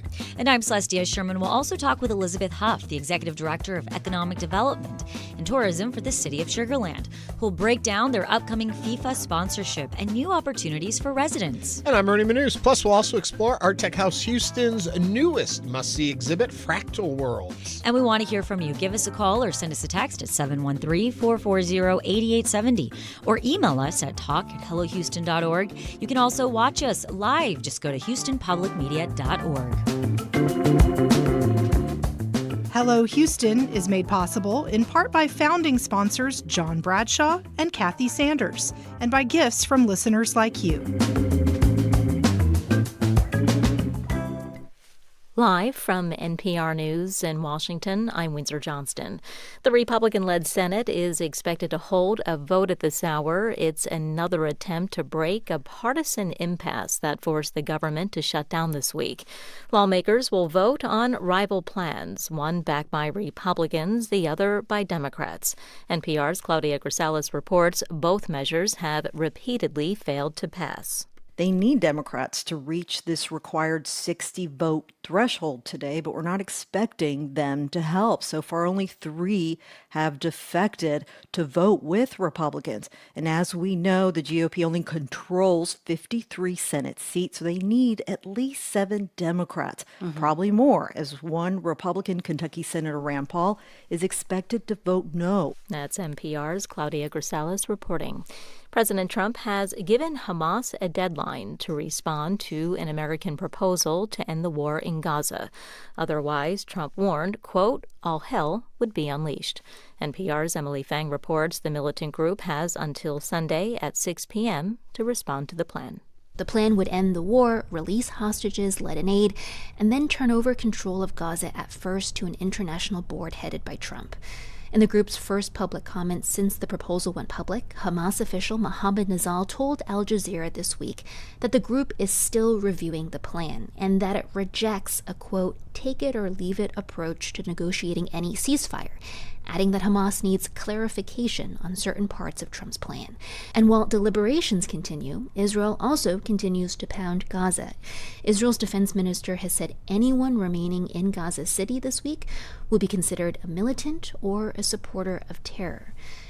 Emily Fang, NPR News, Tel Aviv. Stocks on Wall Street are trading higher at this hour as the government shutdown delayed the September jobs report. NPR's Scott Horsley has more. The jobs report, typically delivered on the first Friday of the month, is one of the government's most closely watched economic indicators. Analysts will have to wait a little longer, though, to find out how many jobs were added or subtracted in September and what happened to the unemployment rate. The workers at the Bureau of Labor Statistics who compile that report have been furloughed until the government shutdown ends. If the congressional stalemate drags on, it could also delay the September inflation report, which is supposed to be published in about 2 weeks. Excitement over artificial intelligence continues to drive the U.S. stock market higher. All the major stock indexes closed at record highs on Thursday. Scott Horsley, NPR News, Washington. Stocks on Wall Street are trading mixed at this hour. The Dow Jones Industrial Average is up 458 points. The Nasdaq Composite down 24. The S&P 500 up 18 points. This is NPR News in Washington. Live from News 88.7 in Houston, I'm Alexandra Hart. Texas Attorney General Ken Paxton says 4 cities might be in violation of the law for raising their property taxes. Lamarck, located southeast of Houston, is on the list, as is Odessa, Tom Bean, and Whitesboro. Paxton says they improperly raised taxes without first completing a state-mandated audit. A new law gives the Attorney General the power to suspend the property tax increase for a year if the cities can't prove they met the audit requirement. A preliminary report released in late September showed promising results for patients with Huntington's disease, a rare inherited disorder that breaks down nerve cells in the brain. UT Health Houston has several patients included in the study, which is ongoing and has not yet been peer-reviewed. News 88.7's Bianca Seward has more. Patients with Huntington's inherit the disease at birth, but usually don't develop symptoms until their 30s. A new gene therapy appears to slow the progression of the disease. Dr. Erin Furst-Dimming, a neurologist at UT Health Houston, explains why. We think that there's sort of a window of opportunity, if you will, before individuals have significant neurodegeneration to potentially intervene. The study is small and shows promise for patients in the early stages of Huntington's. We want to try to balance hope and hype. John Huffman was diagnosed in 2014, but doesn't qualify for the study. For John's wife, Patricia, the news is bittersweet. And I would say that that's what every person says, because yes, it's great, but it doesn't help our loved one. I'm Bianca Seward, News 88.7. Fort Bend County has more than 20,000 pending voter registrations, cancellations, and updates. The backlog comes after the company that ran the county's voter registration system abruptly closed and the state overhauled its own system. Still, Fort Bend County Elections Administrator John Oldham says he expects that the new voters will be imported into the county system by the time early voting begins. If they're not, they will vote provisionally. We're not going to turn people away. The deadline to register to vote is Monday. I'm Alexandra Hart, News 88.7. Support for NPR comes from RBC Wealth Management, where financial advisors work to understand individual goals and are dedicated to providing customized advice to help strengthen financial security. More at rbcwealthmanagement.com.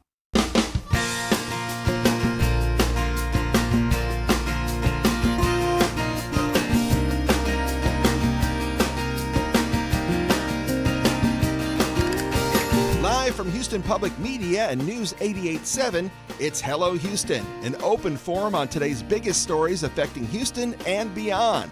Call now, 713-440-8870, or let us know your thoughts on today's topics by emailing us at talk@hellohouston.org. And now, Hello Houston with Ernie Manouse, Celeste Díaz Schurman, and Frank Billingsley. It's Friday. Happy Friday, Houston. What's the date? Today is October 3rd, 2025. Did it feel like October got here fast this year? Like September just flew by for me. Well, we didn't have a long, hot Yes. summer. So, we had showers. We've had kind of a dry September. That fire danger is there. So if your weekend plans include burning something, be careful. Right. Yeah, it could get out of control quickly. I will say that the first hour, there was a lot to learn in the first hour, but what I've gotten schooled on from a lot of our listeners is understanding more about Taylor Swift. So I appreciate that. Thank you. And I kept getting confused between an album title and a single release, which was clearly explained to me. The album came out in 2008, the single 2010. Get it right, Ernie. I'm trying. I'm just not. I want to be a Swiftie. I want to learn. Right. I don't know if you can want to be. You got to get the bug. Like I really liked her. Into it. Well, no, I really loved Taylor Swift when she first came out as a country music artist. Some of that first album was a banger. I mean, it just hit, and I think I loved her hair and her guitar, and she was just a vibe in that country space. And then she evolved, and I feel like a lot of women have evolved with her, and that's what's so amazing about Taylor Swift is her appeal to so many different generations. Is that now my daughter, who's 9, is a Swiftie, and we love the Eras tour with the like I said, the bracelets and the heart on your eye. Yeah. She's a whole vibe.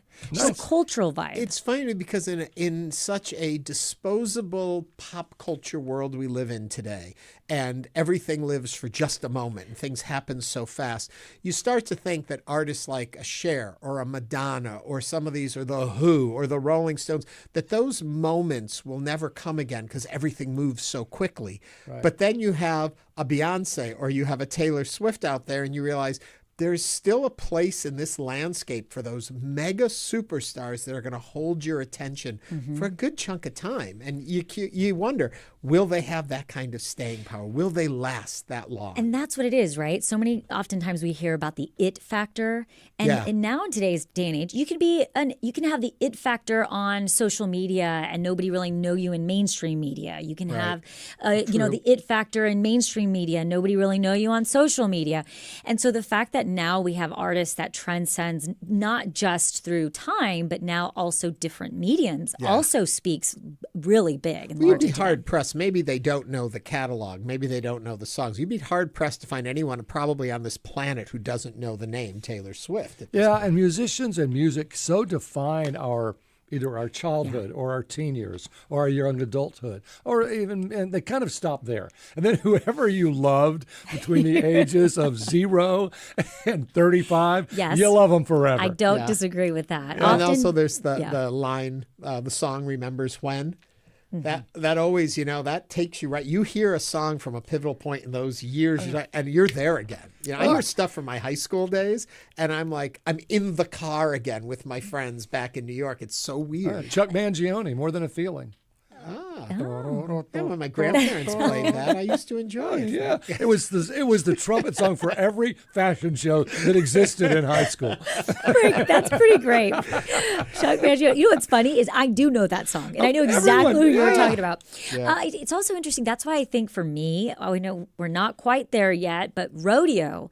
Oftentimes, when I think of the rodeo, one of the reasons why I like it so much from a musical perspective is because I get to hear the latest kind of country. Because I'm still stuck in 1990s country. Yeah. I'm still thinking of those old Shania Twain, Yeah, what I love about the rodeo is that they always have a good throwback or two in the mix. And they also have the classic rock act they try and put out there. And that's usually the one that I'm most into, classic rock. And of course, Chuck's big song, Chuck Mangione, was Feels So Good. Oh, yeah. Jim is correcting me. Okay.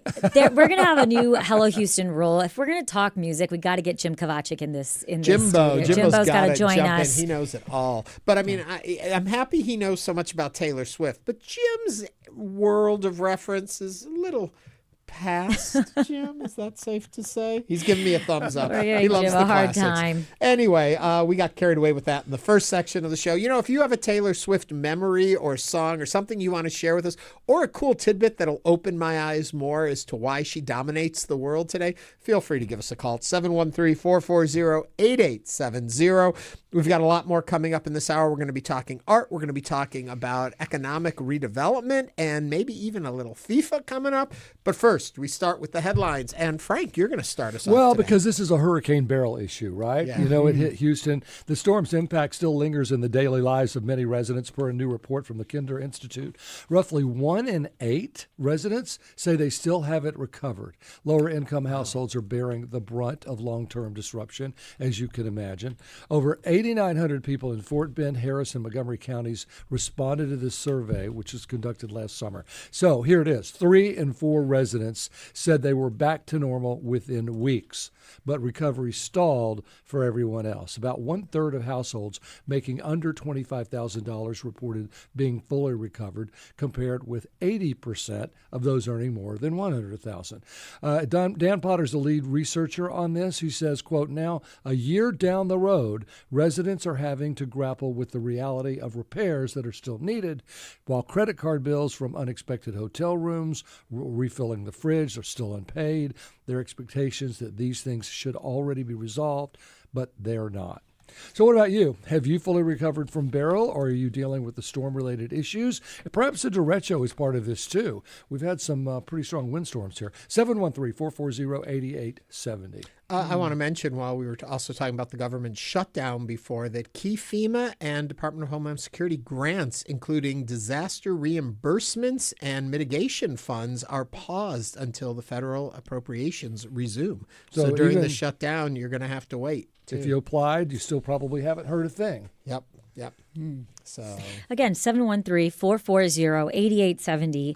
Let us know. Have you fully recovered from Beryl? Are you dealing with storm-related issues? You know, it's interesting that we pose that question because I think so many people in Harris County could probably pick up the phone and say, I'm still dealing with, the last few hurricanes that we've had or storms that we've had. Sometimes it feels like we just get a random windstorm and our lights go out still. Yes, and they're trying to get better about that, Center Point. Yes. Hopefully that will happen. Nathan Brownell has joined us multiple times. But it's that buildup of debt. You get into a storm situation and you just are desperate to do whatever you need to do, whether it's buy supplies, go get extra things, go move to a hotel room for a week, whatever you have to do, and you're putting it all on a credit card, and suddenly your debt has mounted up and you just can't pay it off all at once, and so that just builds interest. A lot of those cards are 18 to 22% interest, and then a year down the road you owe thousands of dollars when all you really spent was a few hundred. And I have friends who lost everything during Harvey. Oh, yeah. And I have a friend who, if I talked to her, I could call her right now and she would still get emotional because of the impact that it had on their life still to this day. Yeah. And, that came after the Memorial Day floods and then the Tax Day floods and then the Harvey floods. And some people, especially in the Bel Air area, were affected That's by where they were living. all three of them. In the Bel Air area. And I would give hurricane speeches, which I've done every year. And people were in tears as I would give the forecast, and they would say, please tell me there's not going to be another flood. Yeah. I could take a hurricane. I could take the wind, which was the Beryl issue, and the Ike issue, but I can't take another flood. Yeah. It's devastating. Again, 713-440-8870. We have been getting a lot of interaction. Nicole, actually, this is for Ernie, and this is about our topic earlier. Okay. Ernie, you should watch Mark Maron's recent stand-up special, Panicked. He talks about his experience getting into Taylor Swift's music. It's very funny, heartfelt, and sentimental. Nicole, it's going to be on my to-watch list. And then we also did get an email about our earlier segment about the railroad. And this person says, had the privilege to work on Dr. Cooley's apartment in the Med Center and talk to him back in the 90s. And he collected caboose cars. Wow. People incredible. Who love trains love it's trains. Culture. And when you have the resources to collect them, they do. They get an old car and they refit it and make it luxurious again. Over in front of where what used to be Jefferson Davis Hospital, there was a car that was there that was worked up, and I can't remember who owns it. And they would take it occasionally on trips to New Orleans and back again. It was like traveling in first class on the railroad. Oh, yeah. Well, it was Ronald Reagan who kiboshed the caboose. Because there was an extra expense. The caboose? Yes. That's when cabooses, those cute little red cabooses, went away in the 80s. It was a huge outcry. But remember, Reagan was dealing with the 17% interest rates out of Jimmy Carter. I mean, we were in a real economic bind. And he was looking for every way to try. I'm not sure he did it because he spent so much on defense. But cabooses, that's when they stopped having cabooses. I know. And I was doing the weather, and I said, and I heard about that, and I just sort of off the cuff said, a train without a caboose is like a day without sunshine. And I agree. And I got so many letters. That was back in the day when you had to write a letter. But all these people agreed with me because the caboose was just and it was an important part of a rail person's life. Those railmen, that's where they ate, and it was their convening area to get to know each other and make friends and have lunch. And well, our client also says, I've been to the Sacramento Rail Museum, very beautiful and informative.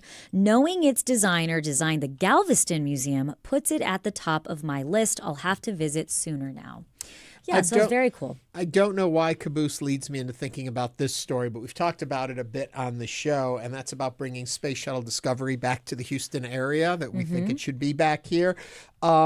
And on September 23rd, a couple senators, Mark Warren, Tim Kaine, along with Senator Mark Kelly, have all penned a letter to the Senate Appropriations Committee pressing legislators to, you ready, block any attempt to move Space Shuttle Discovery from its current home at the Smithsonian. They don't want to bring it back here. Oh. You know, and rarely do we get a lot of agreement on things these days. Both John Cornyn and Ted Cruz are believing, and it should come back to the Houston area, as John Cornyn calls it. It's its rightful home. The folks that are against it are arguing about the outrageous cost it would take, an estimated $50 million for transportation, and then a little over $300 million more in reconstruction and facilities, and also the fear of damaging it in the movement and the transportation of it. But Tim Kopra, who is also an astronaut who flew on Discovery, says this is an icon of the space program and really needs to be here. And I assume his here is right here in the Houston area. What do you all think? Should we be bringing Space Shuttle Discovery back, or does it just cost too much to move it? 713-440-8870. If I remember the original story of it, in the state budget, we had allotted $80 million to move it, to bring it home, but it just was not nearly enough. That's what we talked about the last time we talked about topics like that. That was a nice amount of money, but nowhere near what was needed to actually move this thing and to bring it home. Why wasn't it put here in the first place? I do not know. Was it a political move? Don't know. I don't know either. Maybe it landed there. Yeah, right. What about, could we do something, and this is kind of my mom hat, you know, I want Mom. everybody's going to get a little bit of the space shuttle in that. Could we do a replica here in Houston? We did. We did. That's what they have. Yeah. Down at Okay, Johnson so Space Center. what's the problem? What's the So problem? then my next question is, Mom, then what's the problem? Yeah, why do you want the real thing? You know, Because you it's already the have real a toilet thing. plate. It's the artifact. It Okay. is the ship that went into space. I Well- remember as a little kid, and I don't remember which module capsule it was, but my brother and I, we have pictures sitting out in front. We went to wherever it was and just sat there and had our picture taken in front. It's a piece of our history. It's a piece of mankind exploring the vast universe, and they were in it, and they went somewhere beyond our world. And to have the space shuttle, they went up beyond our world. And saying that, would they, I'm curious about this, would they actually allow you to go in it if it was the real thing? Whether I'm sure while they it's a would kind replica, of create- everybody can go in it and look That's at it. true. If something breaks, we'll fix it. But the real thing is very fragile, and it might just be roped off where there it is. But sorry, Don't touch it. Yeah, go into the replica if you Keep don't your want to know hands what in it your looks like. pocket. Exactly. So I don't know that it would be all that. to In be other honest. ones like that, what usually is you can walk through a common area and they've got it with like metal bars that keep you from touching. But I don't know how small inside the space shuttle truly Put is your to hands know in that. your pocket. Again, 713-440-8870. Mom again. We do have Glenn from Cyprus on the line. Glenn, welcome to Hello Houston. What is your comment or question about the shuttle? Hey, good afternoon. Lifelong resident of Houston and a huge, growing up wanting to be an astronaut, just like everything NASA. However, this is right up there analogous with the Astrodome restoration. Time has passed. We had an opportunity. Our senators and representatives at the time failed to get the shuttle here, which they should have done, and they're trying to make up for it. And I don't think that it's worth the risk, not just the money, but the risk of damaging the spacecraft to get it here. I'm sad that we never got it. I was angry when it happened, but that time has passed. It's been more than a decade. It's time to move on and focus on other things. Well, you know, everybody on YouTube agrees with you. We're getting a lot of comments saying that, you know what, it's kind of done. We could do better with that $80 million, building up our infrastructure. And supposedly the capsule that we had here in our custody was poorly cared for. And so, you know, we learned our lesson that way. The problem comes for me in the cost. It's just so expensive. And there's so many things we are concerned with today and worried about. And we're talking about budget cuts and all of this to spend. Some even our estimates were upward of $1 billion for the entire process of getting it. It's always more. Thank Always you. more. Thank you, Glenn, for giving us a call. Justin from downtown is on the line. Justin, welcome to Hello Houston. What is your comment or question about the shuttle? Yeah, thanks for having me. So from what I understand, we had an opportunity when the Space Shuttle program ended, like other museums in the country, to apply and provide plans and like a request for a contract to host a shuttle. Apparently, Houston's application was competitive, and so that's the reason why we don't have an actual space shuttle here in Houston. So that's some background that I know you all didn't have. And Yes, at this thank you. point, no worries, Ernie. And here's like just my little bit of comment. So unfortunately, there's no easy way, as y'all have been talking about, to get the shuttles actually here into Houston. Right. If you go to the Space Center, Houston Visitor Center, that 747's been decommissioned, right? So there's no piggyback, as it were, the Space Shuttle carrier aircraft, SDA, to get it back here. It's going to be more of a problem. And in my opinion, if we wanted the shuttle, we maybe should have had a more competitive application to receive one. All right. We did have one disagreement with Thank the you, Astrodome Justin. comment that, the Astrodome is in the backyard. It'd be nice to do something with it. I do agree with that. It's going to be Discovery Dome. I've already named it. Oh, yeah. Oh, that's right. Frank already has his plans in place. Yes, I have big plans. And again, you are always welcome to join the conversation here on Hello Houston at 713-440-8870. But coming up right here on Hello Houston, we're going to talk with Elizabeth Huff, the Executive Director of Economic Development and Tourism for the City of Sugar Land, about their FIFA sponsorship and more. This is News 88.7. Stay with us.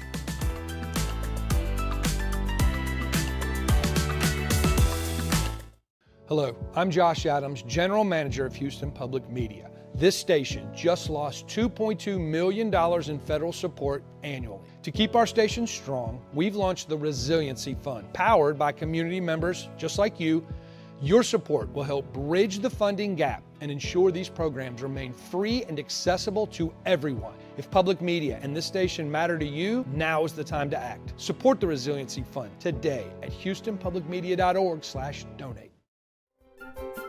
On the next Science Friday, we'll meet a scientist whose eureka moment came when she was working as a deckhand and noticed something magical. Not everyone has the privilege of saying that the floating pile of whale poop was, where their career kick-started, but it's a pretty good story, so I'm going to go with that.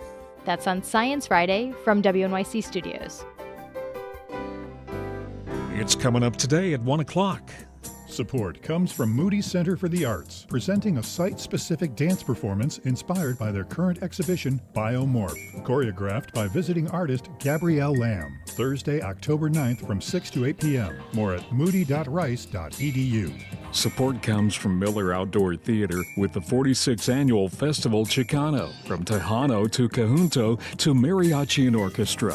This Thursday through Saturday, open to the public. MillerOutdoorTheater.com. Support for Houston Public Media comes from Certa Pro Painters, offering residential and commercial painting services, from color consultations to full project management.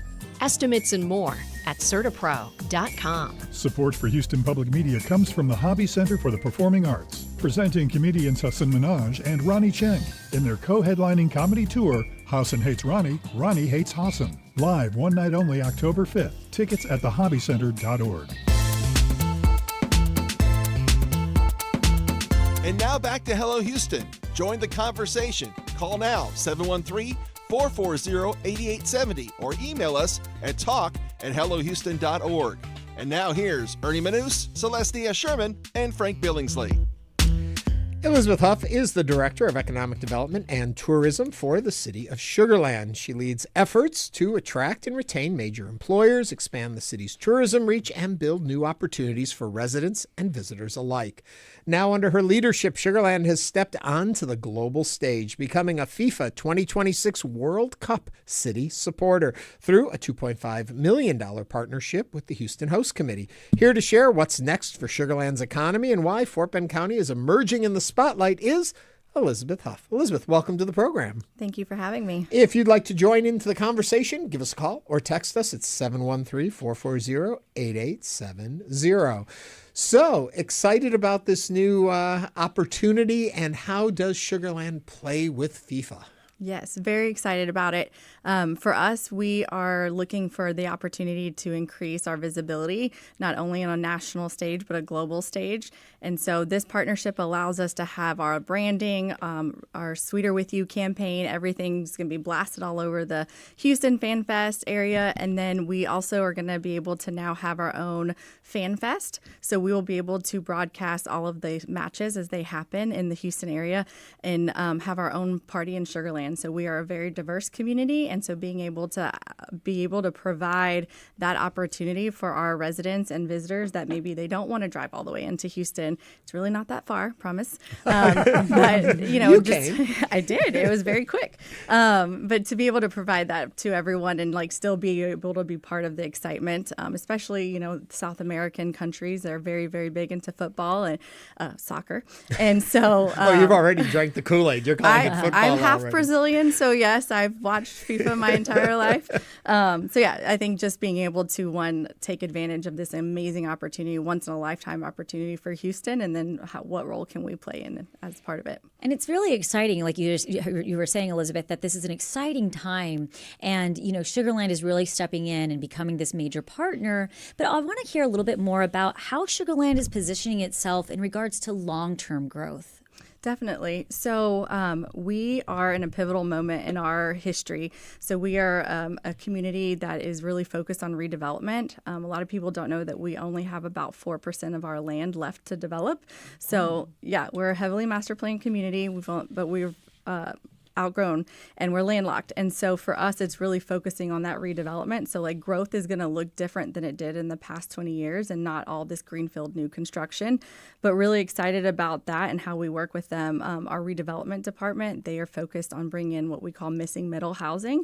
And so I don't know if you heard about the Floor campus. It's going to be converted into residential. So they're going to be demolishing those office buildings and then turning it into almost all residential. And so for us, that's exciting because it'll be able to have some of the empty nesters move out of their bigger homes and move into those smaller homes, and then free up the other homes for families to move into the community. Are you going to start going vertical, going high rise?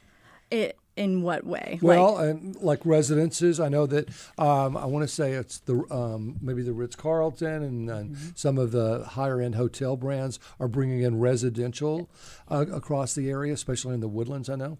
Are you doing something like that, or are you going to go high rise, like 20 to 30 stories up, or are there limits? No, so we have the Sugar Land Regional Airport, so that does kind of restrict our ability how vertical we can go.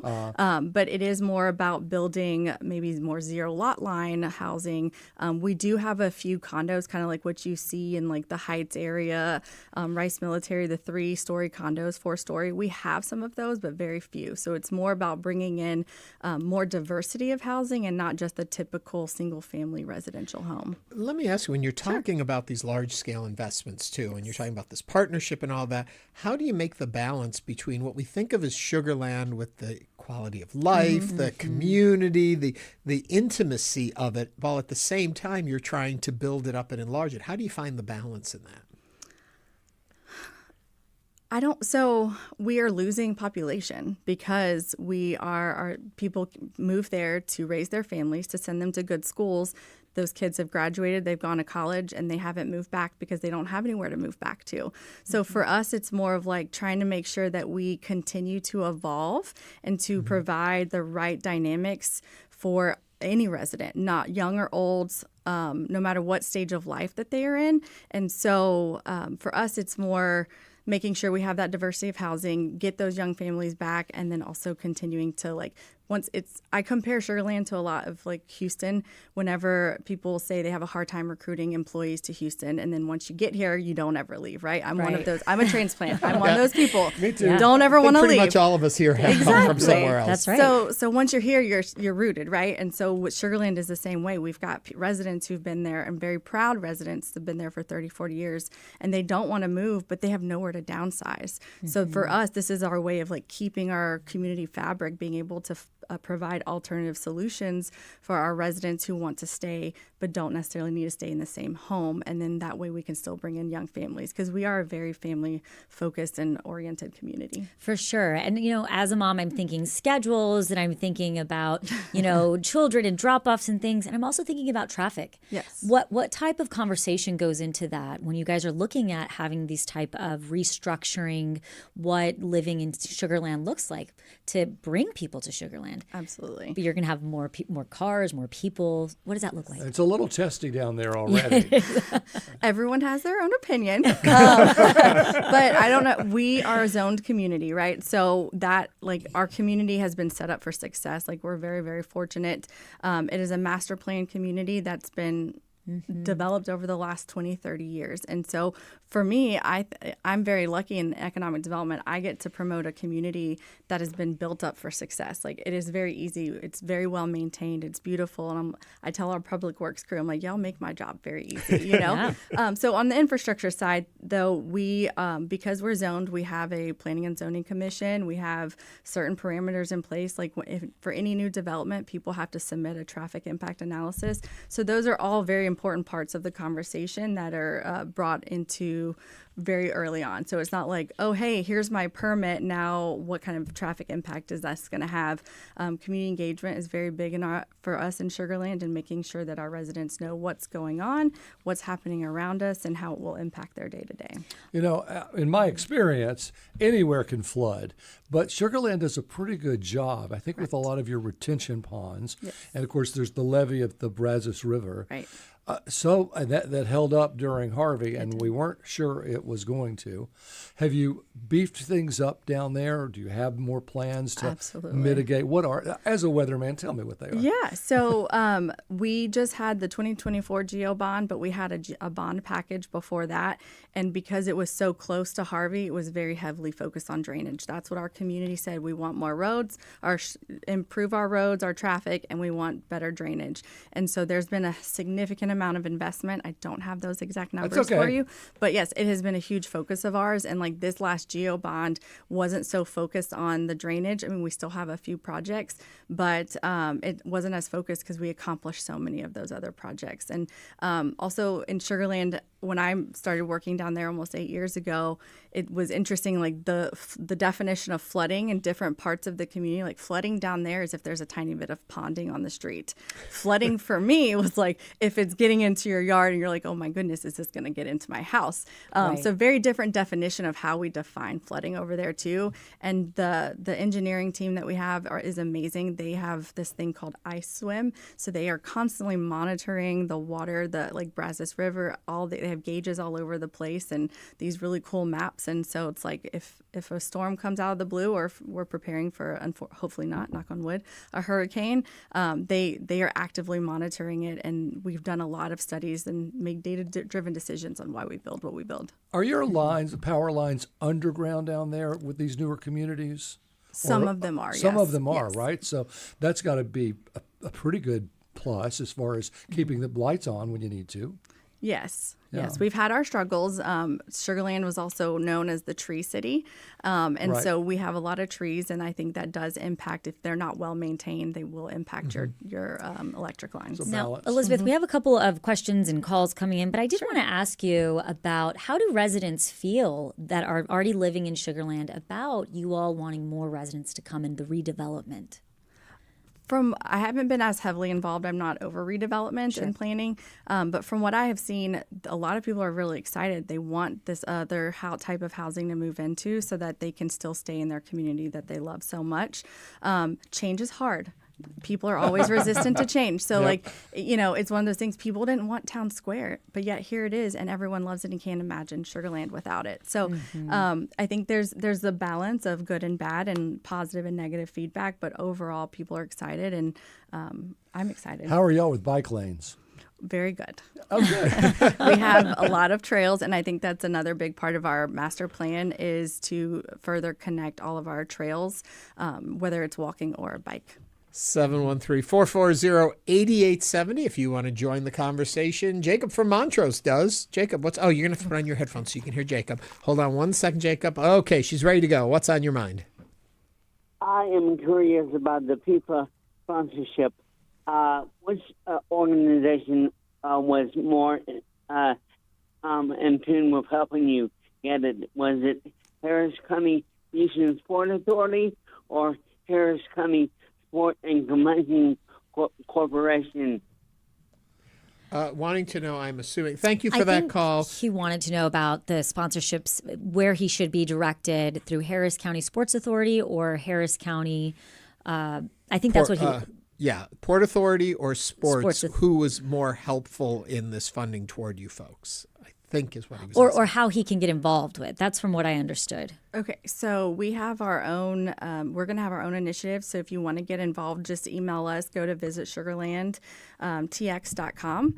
And then, but how we worked and got this sponsorship is we worked with the FIFA 26 Houston Hosts Committee. So there was a host committee that was established a few years ago that went and did the bid and did a lot of work, and now has a team that is responsible for executing FIFA in Houston. And so that is who our sponsorship is with. This combination, this sponsorship, this relationship, Mm-hmm. what will that mean for jobs in the area, especially down in Sugar Land? Anything? Does it help there?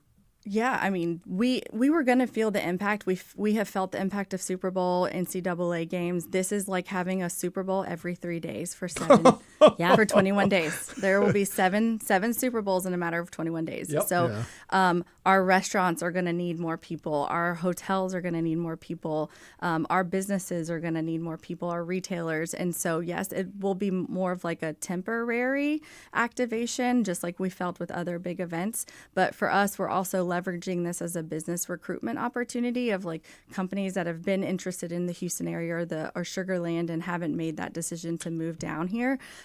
We would like to host them and have them experience Sugar Land on a whole new level and experience Houston, and hopefully we will land some businesses. So that's my like longer term strategy is how do we use this to get our name out there and build a better rapport and hopefully land more companies for Sugar Land. When do you think businesses locally in Sugar Land will start taking on more applications for jobs? Because if you have people that are living in the area that are saying, hey, I could use employment, when do you think that timeline is going to start? My guess would be after the holiday rush, like because we always have the increase in employment with the holiday season, probably closer to March. There's going to be a lot of activations. There's a lot of other events that are going to happen in build up to FIFA. A lot of companies are going to have their own private parties at different venues and stuff. So there's going to be a lot. Some people we know are already getting requests for AV or like renting out space in anticipation of hosting their own parties and stuff like that. So I think businesses are already feeling the impact of what it will mean for them. I would think it would be a big opportunity for food trucks. Yes. But how do you deal with that? So, Sugar Land used to have a permitting system for food trucks. The state has now taken over that regulation in this last legislative session. So it's more about where do we provide them a space to participate. Yeah. I'm sorry to say, I think probably a lot of folks in our area think of Sugar Land as just down that highway and the shopping malls along the highway. Yep. In your position as attracting tourism, correct. Share with us some of the hidden gems that are down there. When people are heading down that way, what else should they be seeing? So hopefully you all know that Houston Museum of Natural Science. We know that. We've been there. Did you know that they have a Sugar Land location? Yes. I went there for the eclipse. Awesome. Yes, Thank you. I was there. It is a fabulous museum. It is. And they actually I don't know if you know, they have the mixers and elixirs that they do every year. Mm-hmm. They just brought their first one to Sugar Land and it sold out. So it was on September 19th. So we're excited to have more and more events like that and to activate the space in a new way. We also have the Fort Bend Children's Discovery Center, which is at the Imperial Sugar Factory, which we just purchased a few months ago.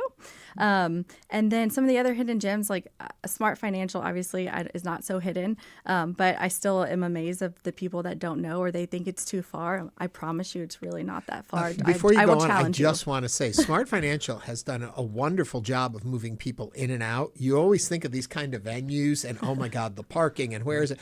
You get in and off the highway very smoothly. They do an excellent job there. Tons of parking. But continue on, too. I didn't want to cut it off. Constellation Field's yours? Yes, I was going to mention Space Cowboys next, yes. Yeah. So mention them. Tell us about it. So the Astros have been an incredible partner, being able to see that the city was committed to building a minor league stadium long before we even had the conversation with the Space Cowboys.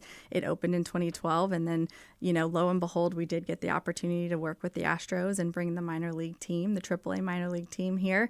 And Space Cowboys are now at Constellation Field. We've got Talyard next door, which is a new brewery for Sugar Land across from the regional airport. So a lot of great activations happening over there. And Cliff Plans HTX would like to know, will new housing developments incorporate walkable design features? Absolutely. That's one of the biggest selling points of Lake Point Green, and is one I'm personally very, very excited about. There's already a lake there, and it's right behind the Whole Foods. And so there's a great shopping center, and it's going to further connect all of that. And then Rudy Guerrero would like to know, any thoughts on the Rosenberg area development? Is that affecting you guys at all? Yeah, I mean, it's a positive, right? So the more residential that develops in Fort Bend County, the more people that shop in our community. We're still the crown jewel. We're still the most populated city within Fort Bend County. We're just in a different stage of our life cycle than other communities. But yes, the more that Fort Bend County grows, the better for all of us. Spoken like a true economic developer. Yes, Elizabeth Absolutely. Huff is the Executive Director of Economic Development and Tourism for the City of Sugar Land, Director of Economic Development. Elizabeth, thank you for joining us today on Hello Houston. Thank you so much for having me. Come back. Yeah, come back. Coming up, we're going to talk about Artechouse. Stay with us as Hello Houston continues.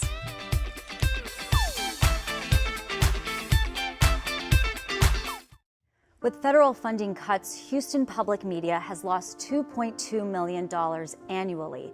In response, we have launched the Resiliency Fund, an urgent initiative to protect the programs and services you rely on. That includes PBS Kids, that provides free educational programming to children and families across Greater Houston. Your support of the Resiliency Fund helps keep this vital service accessible to our community. Give now at houstonpublicmedia.org/donate. It's on tomorrow at 2 p.m.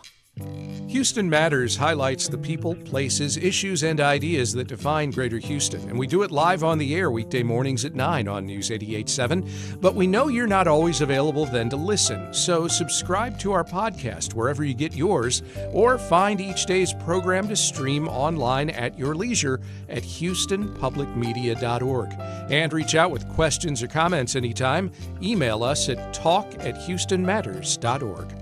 On the next Radio Lab. So I began writing the poem. What does it take to write a poem that will travel into outer space? I was trying to imagine all the way to one of Jupiter's moons. Whether there were other beings out there, whether the audience was the stars themselves. I kept imagining a loneliness. That's on the next Radio Lab.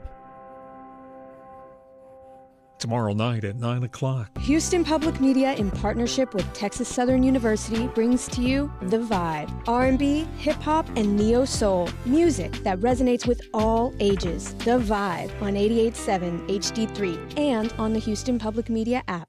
Support for Houston Public Media comes from St. John's College, a great books college, offering a January freshman program allowing students to be a sophomore by fall at the Rocky Mountain campus in Santa Fe, New Mexico. More at sjc.edu.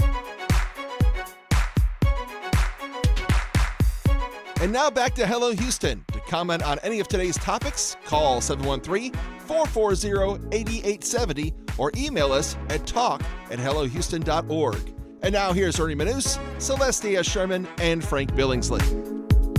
Artechouse Houston is the city's largest digital art space, encompassing 26,000 square feet of immersive and interactive galleries.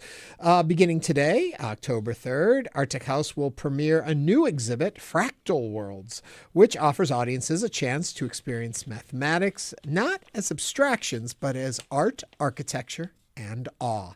To tell us more, please welcome Artechouse Houston founder and chief executive officer, Sandro Kereselidze, and the award-winning fractal artist, Julius Horsthuis. Welcome to both of you to the program. If you'd like to join the conversation, 713-440-8870. What did I say, Frank? You said chief executive, chief creative, right? Chief creative. He's Something everything. like that. He does it all.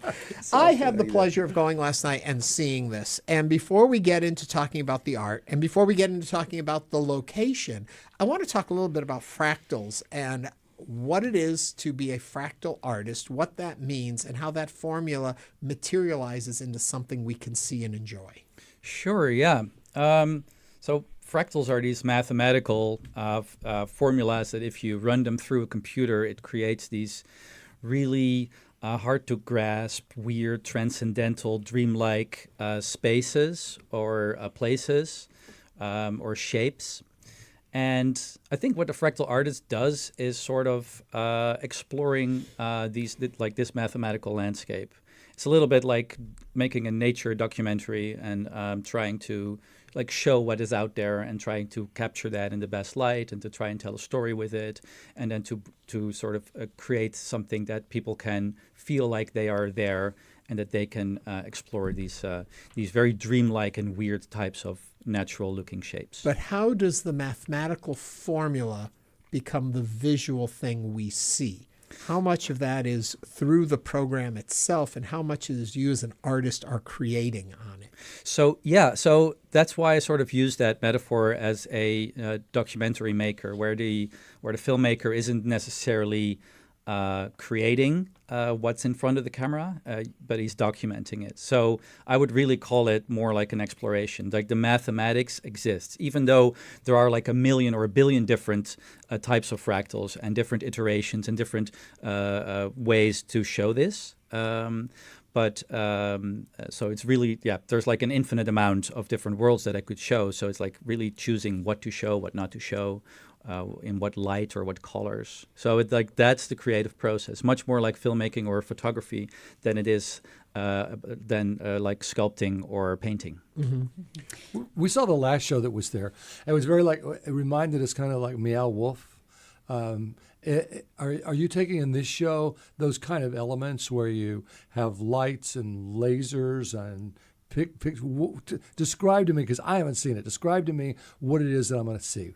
So I haven't seen the last show, but what you're seeing is you're standing in this giant space where there are projections on the floor, on the walls. So your entire peripheral vision is basically completely filled with this world. So it's a bit like virtual reality, but now we're standing there together. It's not like a solitary experience.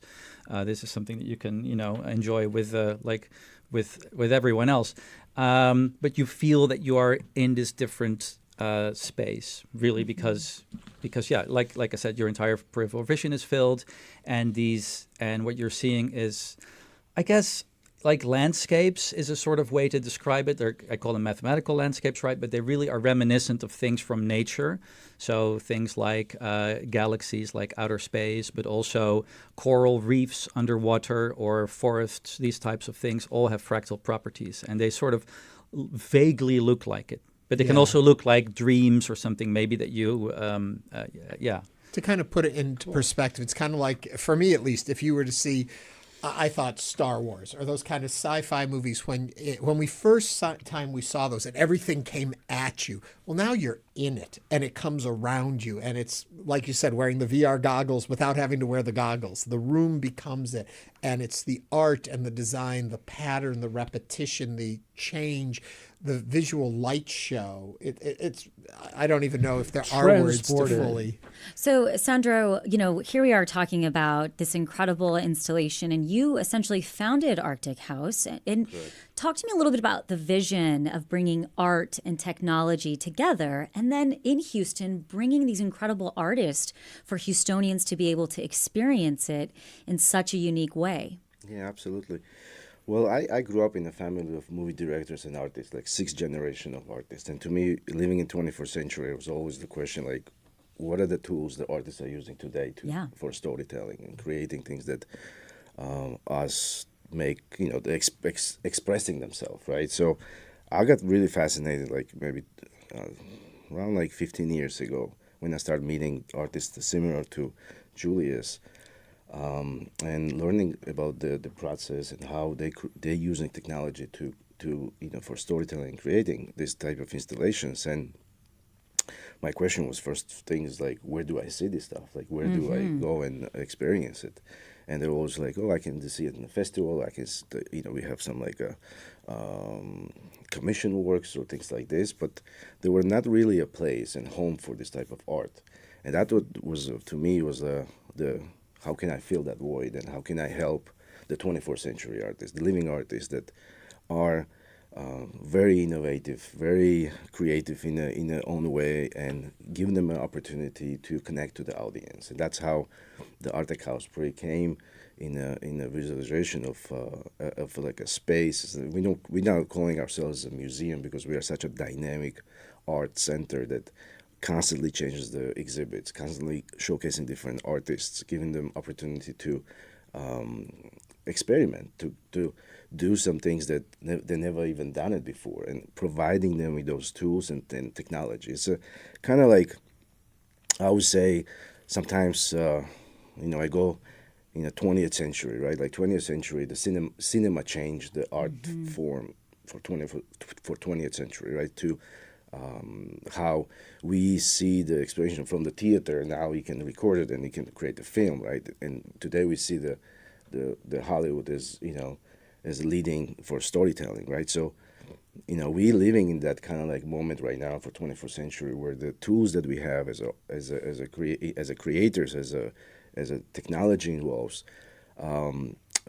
to be that 21st century type of experience. And what we would what would just been described, right, for even the Fractal Worlds with Julius, it is cinematic experience. It is something that it's not your typical 16 by 9 frame. It's you beautiful see on the screen. Yeah. You usually see this type of art on the phone or on a computer, but you don't see them in the surrounding you and really stepping into the art and become a part of that whole experience. So that was, to me, was so important to create a home for this type of works. And yeah. And to a certain extent, almost feeling like you are part of the art, like you're one with the art as it moves as you move. Correct. And I think in all the 20th century, we were passive viewers. As in the theater, if you go to the movies, you watch, you sit in one spot and you kind of